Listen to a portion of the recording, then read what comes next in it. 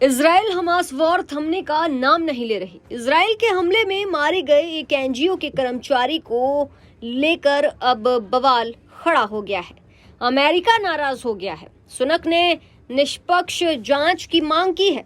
बता दें कि बाइडेन प्रशासन ने गाजा पर इजरायली हवाई हमले को लेकर नाराजगी जताई है, जिसमें 7 लोगों की मौत हो गई।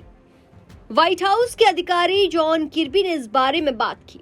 कहा कि राष्ट्रपति जो बाइडेन ने प्रभावित संगठन के संस्थापक जोस एंड्रेस से भी बात की और अपनी संवेदना व्यक्त की है।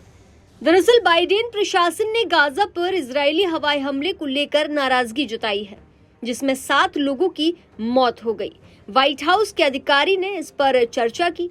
कहा कि राष्ट्रपति जो बाइडेन ने प्रभावित संगठन यानी कि वर्ल्ड सेंट्रल किचन के संस्थापक जोस एंड्रेस से बात की है और अपनी संवेदना भी व्यक्त की है।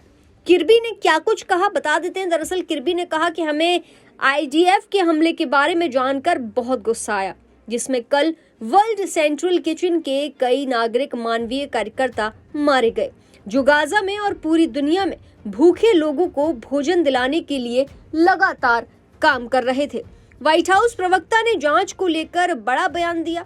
कहा कि हम उनके परिवारों और प्रियजनों के प्रति अपनी गहरी संवेदना व्यक्त करते हैं।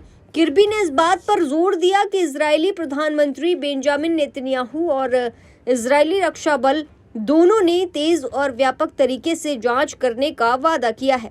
हमें उम्मीद है कि उन निष्कर्षों को सार्वजनिक किया जाएगा और उचित जवाबदेही तय की जाएगी। मालूम हो कि इजराइल गाजा में हमास के लड़ाकों पर लगातार हमले कर रहा है। इस कार्रवाई में बचाव कार्य में लगे कई लोग अपनी जान भी गंवा चुके हैं। तो वहीं एक रिपोर्ट के अनुसार ब्रिटेन के प्रधानमंत्री ऋषि सुनक ने इजराइल के प्रधानमंत्री बेंजामिन नेतन्याहू के साथ बातचीत में गाजा में एक एनजीओ पर इजरायली हमले के संबंध में अपनी गहरी चिंता व्यक्त की। हमले में वर्ल्ड सेंट्रल किचन के 7 सहायता कर्मी मारे गए, जिनमें 3 ब्रिटिश नागरिक भी शामिल थे। डाउनिंग स्ट्रीट के एक आधिकारिक बयान में सुनक ने घटना की व्यापक और निष्पक्ष जांच की तत्काल आवश्यकता पर भी जोर दिया है। बता दें कि फिलहाल अमेरिका इस बात पर नाराज हो गया है कि एक एनजीओ का कर्मचारी मारा गया। इजराइल के हमले लगातार बढ़ते जा रहे हैं, जहां अब ऋषि सुनक ने इस पूरे मामले पर निष्पक्ष जांच की मांग की है। बहरहाल अब देखने वाली बात ये होगी कि ये मामला आखिर कब तक थमता है। ऐसी ताज़ा तमाम बड़ी अपडेट्स के लिए आप देखते रहें पंजाब केसरी.com और चैनल को सब्सक्राइब करना मत भूलिएगा।